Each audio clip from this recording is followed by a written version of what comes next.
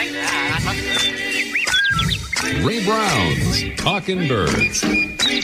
Made possible by the generous support of the Birdwatchers General Store, Orleans, Cape Cod. Birdwatchersgeneralstore.com. By Vortex Optics with the VIP warranty. Their unlimited lifetime promise to keep you and your optic covered. Learn more at vortexoptics.com. And by Hog Island Audubon Camp. For full camp schedule, program details, and to register, visit hogisland.audubon.org. Welcome to our show, number 1053, during which we'll hear an inspiring story about overcoming physical challenges in order to get out to see birds. Plus, we'll revisit a Let's Ask Mike segment about an underappreciated type of birding venue. And now an extended but fascinating audio postcard, straight from the volunteer state. Hey, Ray, this is Ken Briscoe in Memphis, Tennessee, or just north of it right now in Shelby Forest State Park. I'm incidentally birding this morning because I'm really playing disc golf, but I'm walking in this beautiful green field with beautiful green trees to my left and up ahead at the end of the clearing. And first thing I heard was a Kentucky warbler to my left in the woods. I've never seen one, so I'm tempted to go in there, but I've got things to do. I'm playing disc golf. So I keep walking in the field.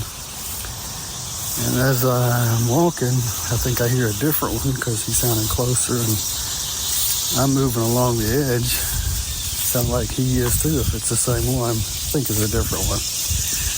But then I see a yellow bird off in the distance, the trees ahead, flitting around at the end of the branch and then going back on the branch and landing. And then it did it some more. Flew out, flitted around. So I'm thinking, oh, maybe that's a Kentucky warbler. And so I'm walking toward it, taking pictures. All I've got is my cell phone because binoculars are a pain when you're playing disc golf. And then a summer tanager flew out of the woods on my left and starts flying toward the yellow bird. And I thought, oh, so the yellow bird is probably a female summer tanager. But it went and landed in the tree to the right of the yellow bird, so I thought, well, maybe it's not. Maybe it's my Kentucky warbler. So I'm walking toward it, and then the red bird did land, go to the tree with the yellow bird, but in a different part of the tree, so I didn't know what that meant. And the yellow bird is still occasionally, regularly, finding some bugs out at the end of the branch, I guess, looking for them anyway. But then the summer tanager did land on the same branch, so I figured, must be a couple. And so I'm taking pictures as I get closer, and then they both took off and flew my way and went into the woods. So I'm fixing to go into the woods myself, finish the hole. Maybe I'll see them in the woods. Maybe I'll see a Kentucky warbler in the woods. But it was a beautiful sight. Thank you, Ken. Multitasking in Tennessee. Got birds in your backyard or out on the trail somewhere? Why not preserve an observation by making a little recording of what you're seeing and or hearing for an audio postcard?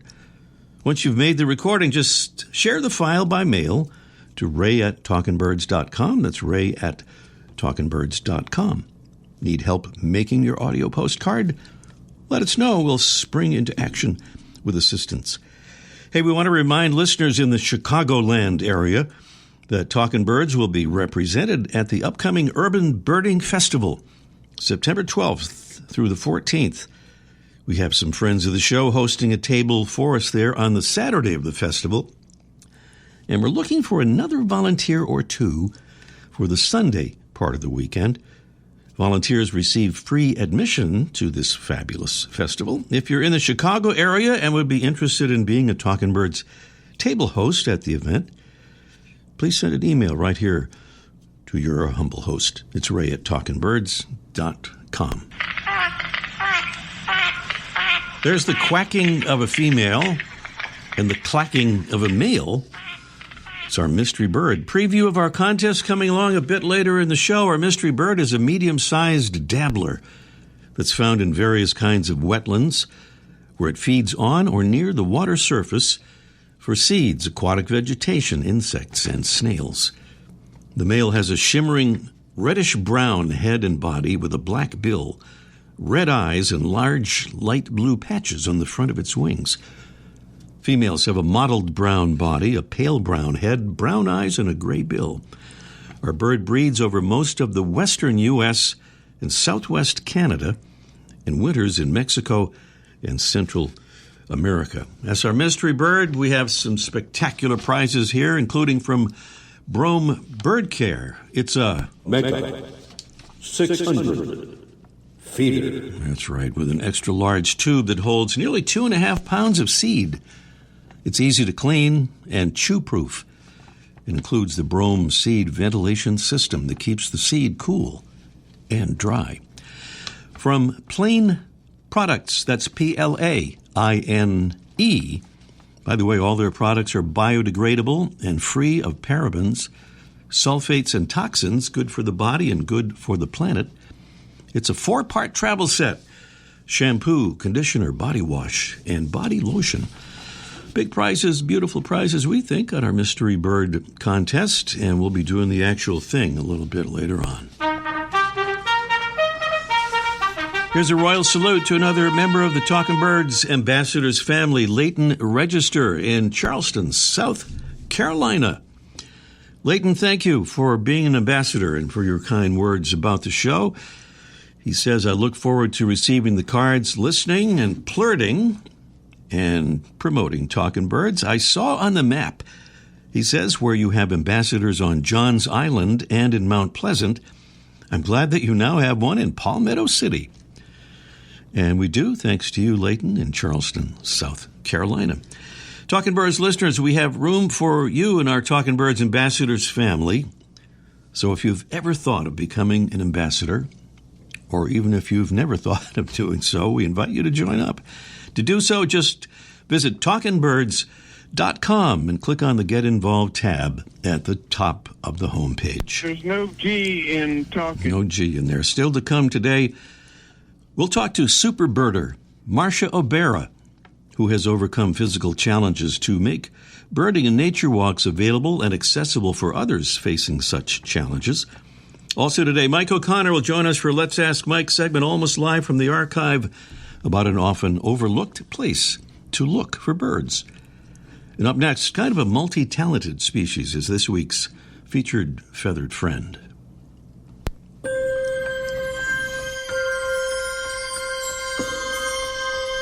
One place to look for storks is in mythology.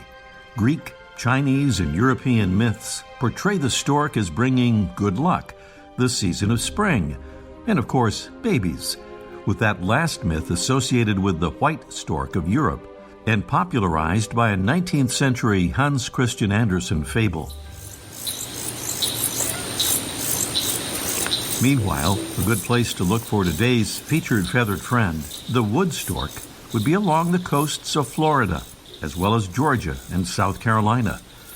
The wood stork is a large, mostly white wading bird, about 3 feet tall with a 5-foot wingspan. It has a black tail and black flight feathers. The bill is long and thick with a downward curving tip. Its legs are gray-black, and its flesh-colored feet become pinkish in the males in breeding season. Thanks to its dark gray, featherless head and neck, the bird has earned the nicknames flinthead and ironhead. The wood stork forages in standing water for fish, amphibians, and crayfish by holding its bill open just under the water's surface and snapping it shut when prey is detected. It's easily separated from herons, ibises, and egrets thanks to its hefty bill and its large size, Yours truly first spotted a wood stork at the Corkscrew Swamp Sanctuary in Florida, when one soared on wide outstretched wings high above, like a silent fighter jet. And the bird usually is pretty quiet, except in the breeding colonies, where the nestlings make quite a racket. Mycteria americana, the wood stork. Today's Talkin' Birds featured feathered friend. Welcome again to our show number 1053. Marcia OBara has been a birder since 1984, when she identified a bird to be named later that was singing from the top of a pine tree in Algonquin Provincial Park in Ontario, Canada. Marcia was born in Niagara Falls, New York, where she learned to bird with the Buffalo Audubon and Buffalo Ornithological Societies. Every New Year's Day found her birding the length of the Niagara River, looking for gulls and winter water birds. After moving to Arizona in 1997, she birded all around her adopted state. What a place for birds. She recently retired after 48 years as a registered nurse and embarked on the adventure of a lifetime, a big year, 22,000 miles, 25 states. She now leads trips in Southeast Arizona for the Tucson Bird Alliance, and she recently completed the requirements for the Certified Access Birding Outing Leader program. She joins us now to tell us about her very special outings. Good morning, Marcia. Good morning, Ray, and thank you for asking me to be on your show. Well, I'm glad that I did. Thanks for being here. We have to give a shout out to our own Freya McGregor, by the way. She's the creator of the Certified Access Leader program that you completed. But you're not just leading trips. You're doing so while being challenged by some pretty serious health issues. Tell us about that and how you're helping other folks with accessibility challenges enjoy birds and nature. Happy to. For a number of years, I've suffered from pretty severe emphysema, COPD, lung disease. And recently, in the last couple of years, I've had to use oxygen to walk around and lead the trips.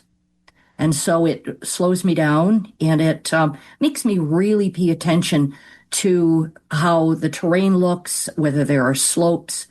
And as I began to get used to this new lifestyle, I realized that Tucson Bird Alliance was leading trips for people that are handicapped and need accessible considerations when they're birding.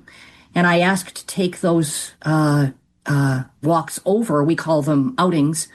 And we renamed them. We call them now Birding for Everybody with the BODY in capital letters. And it's for everyone, but it's kind of a self-serving reason because I needed to bird with people who are as challenged as I am. And so now I have a group of people that regularly joins me at Pima County parks and city and state parks to bird, and we don't leave. And my motto is nobody gets left behind. You must get a great deal of satisfaction from helping folks who may have thought they never would be able to experience birds and nature this way. What kind of feedback do you get from participants?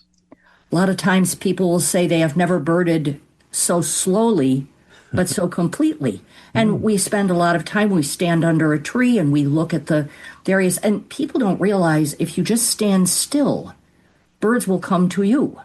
And so you can look up in the tree and we see vermilion flycatchers, and then all of a sudden in will come a warbling vireo, and then, maybe an ash-throated flycatcher. And it gives me a chance to explain to the people that are with me the different field marks and how you can tell one bird from another. And it helps me because I'm helping other people, and I really enjoy it. And they're usually very appreciative of the fact that these walks are available for them. I'll bet. And we could call this kind of slow birding that we hear a lot about in terms of the pace. And I think you do you kind of alluded to it. There's some stationary birding too. We do. We do stationary birding. For instance, there's a really nice platform at the Santa Rita Lodge. For those of you that are familiar with Arizona, Southern Arizona birding, Santa Rita Lodge is a very famous place, and it lends itself beautifully to people in wheelchairs, people with walkers, canes. You can stand and lean against the fence there, and there's plenty of parking for people who need the big area to unload a wheelchair or something like that. And the owner, Steve, he loves having the groups there. He just likes having people have access to his birds. They're his birds. And he just enjoys having my groups there. So I always get positive feedback from everybody. Mm-hmm. Well, just quickly back to that bird to be named later, as we described it. I believe it was your spark bird that ignited your love of birding. Tell us how you found that bird. Well, I was on a trip to Algonquin Park in 1984, and I had a terrible car accident. And normally in those days, I used to take canoe trips, but we couldn't because I was not physically able to do a trip yet. So we were sitting in the camping area, and I kept hearing this bird singing, and it was singing and singing and singing, and it sang in the morning, and it sang in the evening, and it sang at night, and it drove me nuts. And I had like an old pair of binoculars, and I couldn't find this bird, and I wasn't a birder. And my husband said, why don't we go to talk to the rangers? Go to the ranger station, talk to the ranger, and see if the ranger knows what it is. In those days, 1984, there was no cell phones to record. So off to the ranger station we went, and the ranger just kind of smiled and said, well, I know what the bird is. But he said, I think it'll be more fun if you figure it out yourself. So he gave me an old golden guide that he had laying around at the ranger station. And he said, take this. And he said, and I'll tell you, don't look on the ground, look at the tops of the trees. And he said, because I know exactly what bird is singing. So I went there, went back to my campground, and for 2 days, I could hear the bird and I could follow the bird, but it was always behind a leaf. And, in that time of year, that's in August, and the leaves are fully out on the trees, so it was hiding the bird. And when I finally found it, I started yelling to my husband, oh, come over here, look at, there it is, there it is. And I had to look in the bird book, and he had told me which family to look at. And so after that, it was pretty quick to find it. And I didn't mention the family because then it'll give away the bird. And the bird was? A red-eyed vireo. And everybody knows it's like those darn northern mockingbirds. They sing whenever they want. Once they're full of testosterone, up they go to the tops of the trees and they sing their hearts out. So I went back to the ranger and I told him what bird it was. And he said, you're right. He said, now you have to buy one of those field guides over there.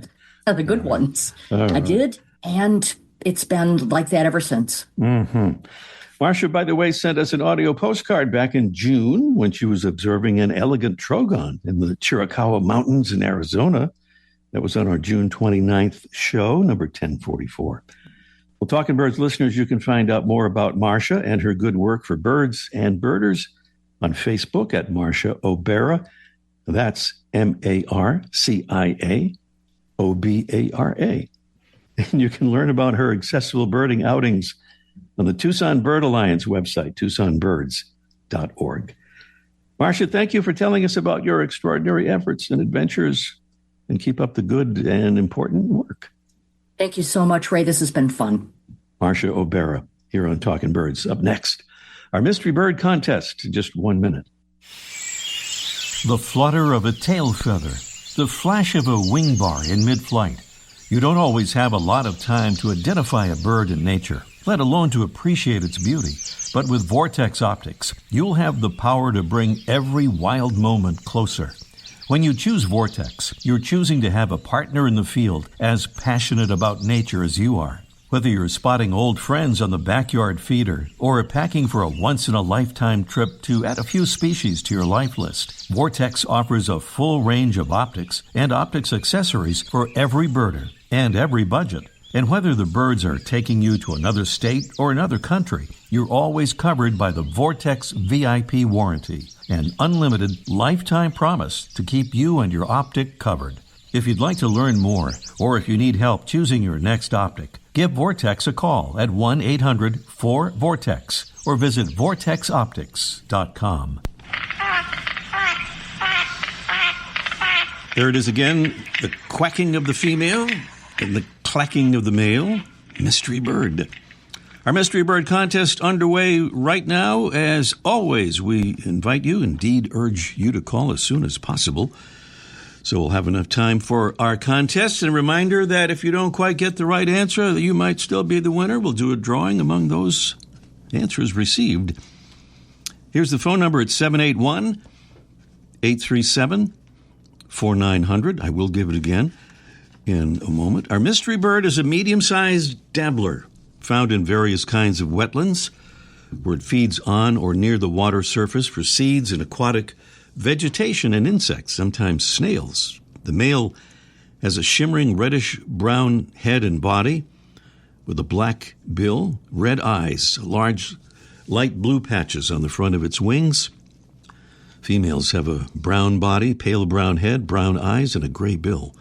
Now, bird breeds over most of the western U.S. and southwest Canada and winters in Mexico and Central America. It's our mystery bird. Beautiful prizes, including that Brome Bird Care Mega 600 feeder with the extra-large tube that holds nearly 2.5 pounds of seed. And from Plain Products, Plaine, a 4-part travel set, shampoo, conditioner, body wash, and body lotion, all biodegradable, good for the body and good for the planet. And those are the prizes on our mystery bird contest. And here is that number again, 781-837-4900, 781-837-4900. Up next, Mike O'Connor. Let's Ask Mike, almost live from the archive in just 1 minute. Hello, I'm Ed Begley Jr., and wherever you call home, the sounds of wildlife connect you with a greater family of life. That's why you shudder each time you see woods, marshes, meadows, or grasslands being destroyed. You know that countless birds and other wild animals are losing their homes, the greatest threat to their survival. Among the growing number of threats to wildlife, habitat loss is the most devastating. The Humane Society Wildlife Land Trust offers a humane solution, working with private landowners to protect habitat as permanent safe havens for wildlife. When you hear the familiar wild voices you love, remember, your voice is the one that can speak for wildlife and for the land they call home, ensuring that it stays forever wild. To learn more, to work with the Humane Society Wildlife Land Trust, visit wildlifelandtrust.org. It's Mike O'Connor live from the famous Birdwatchers General Store, Cape Cod, Massachusetts, with a little thing about community gardens. Good morning, Mike. Hello. I want to give a shout-out to Betsy from Spring, Texas. She and her husband were in. They listened to your show, and they stopped in to visit. They were looking for you, but I said you were unloading a truck, and you couldn't help. So, but I took care of it. Yeah, you usually keep me out in the back there. Keep me away from the customers. That's a pretty good idea. All right, that's so nice. Betsy and husband from Spring, Texas, at the Birdwatchers General Stores. Well, Mike, we talked about urban birding with Matt Igleski out in Chicago. And you're going to talk about something that's sort of related to that, I guess, community birding gardens and why those are good places to find birds. Yeah, no, they really are, and they kind of get ignored because for most of the year, and people don't really think about, when we go to woodlands or parks and stuff, but this is a little oasis that becomes really appealing to birds this time of year. The gardeners have been working their little plots for a long time, all summer long, and then like a lot of hobbies, they kind of lose interest in the fall, and a lot of plants go to seed, or a lot of natural plants that they call weeds take over, and they become really appealing to birds, especially migrating birds. So it's a good place to go, and just about everybody has them, with a short drive from their house. If you look online, there's just about every town has one or two, and you can go there. And it's a good place for migrants to drop in, warblers stop in on their way south, buntings, bobolinks, a lot of birds you don't often see in your backyard. But even backyard birds are there. A lot of plants, at least in our area, they like to grow sunflower seeds, and they're full of goldfinches right now. And migrating hummingbirds, for sure. I've lost the hummingbirds at my feeder, it seems, but they're still out there in these gardens. And if you take pictures, if you're into photography, this is perfect, because instead of taking a picture of a hummingbird at a plastic feeder, you can take one on flowers, and they're beautiful. And it's a good time to go, and it becomes so popular that a lot of birding groups even lead walks at these gardens. So just look online. You'll get a variety of birds you don't see, and it's a good place to go. You just have to give respect to the gardeners themselves. Don't trample on their tomato plants or anything. Just be respectful. Get out there, bring your binoculars, bring your cameras, and there's always a leaky faucet somewhere in a community garden, so the birds are out there drinking and splashing in the mud. It's a great place to go. And then the birds have walked into it because every place is asphalt or trimmed trees, landscape trees, which really aren't that appealing. But these are all natural spots still around, and it's free. So it's pretty. Even if you don't see a bird, you see flowers. So and you see butterflies. If you're into butterflies, that's there too. So and all those weeds. Look it up online in your community gardens, and you'll see there's a lot more than you thought. Okay, weeds and seeds. It's good for a lot. Not ospreys, probably not so much, but right. They don't eat birdseed. Who knew that? I'm glad you pointed that out. Yeah, you learn something here all the time. All right. Thank you, Mike. You got it. Mike O'Connor here on Talking Birds. It was an archived edition. We were talking about ospreys earlier in the show on that particular program, hence the osprey reference. Meanwhile, back here, one more time to the Mystery Bird Contest, trying to get an ID on this medium-sized dabbler. What is that mystery bird? We have Kat in Hampstead, New Hampshire. Hello, Kat. This is Pat. Oh, Pat. It says here Kat, but that's okay. That's okay. I'm glad we made that correction. Anyway, thank you, Pat. What do you think on the mystery bird there? Canvasback. Canvasback is what we call a really top-quality answer to the question. But not, I can see where you're coming from on that, Pat, but not a canvasback. But thank you for trying that. Thank you. All right, try us again. Pat in Hampstead, New Hampshire. And then we have Tom in Weymouth, Massachusetts. It says here we have a bad phone line. Let's see how that works out. Hello, Tom. Good morning, Ray. Hello, Tom. I can hear you. You're far, far away. But I think we can hear you. But what do you think, Tom, is the mystery bird there? Cinnamon teal. Did we hear that? I think he said cinnamon teal, which I think would be the right answer. Nice work, Tom. Cinnamon teal is right. Should we try the bonus question? Jesse says we shouldn't try it because we can't hear all that well. So we'll just say congratulations to you, Tom, and thank you for calling in. And stay on the line, and we'll turn you over to Jesse, and he will arrange the prizes for you that we'll send. Okay. All right. Thank you, Tom. Correctly identifying the cinnamon teal as our mystery bird. It's a kind of a cool thing about the female cinnamon teal, which often places her nest below matted and dead stems of vegetation. So it's completely concealed on all sides and from above. So she approaches the nest through tunnels that she kind of carves out of the vegetation. Pretty cool. Well, we're about out of time on our show this morning. Here is a last-minute invitation to Talking Birds listeners in southern New England and eastern New York. We'll be broadcasting our show live on Sunday, September 7th from the Audubon Society of Rhode Island's spectacular Nature Center and Aquarium in beautiful Bristol, Rhode Island, as part of their Raptor Weekend. Please join us there if you can. More info on the event at asri.org. That's for Audubon Society of Rhode Island, asri.org. And thanks to our amazing Talking Birds team, Debbie Bleacher, Freya McGregor, and our producing engineer, Jesse Wilkins. I'm Ray Brown saying don't forget that you can hear our show live wherever you are Sunday mornings at 9:30 Eastern via the Listen tab at talkingbirds.com. See you next week. I like that. Ray Brown's Talking Birds. Made possible by the generous support of the Birdwatchers General Store, Orleans, Cape Cod. Birdwatchersgeneralstore.com. By Vortex Optics with the VIP warranty. Their unlimited lifetime promise to keep you and your optic covered. Learn more at vortexoptics.com. And by Hog Island Audubon Camp.